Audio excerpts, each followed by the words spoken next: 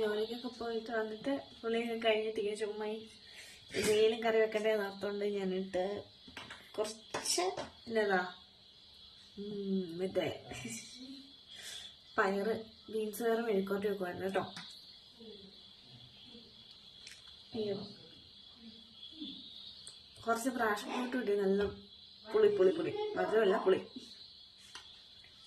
അപ്പോട്ടിന് ഭയങ്കര ഇഷ്ടാട്ടോ, അവനത് തിന്നുകൊണ്ടിരിക്കുന്നു.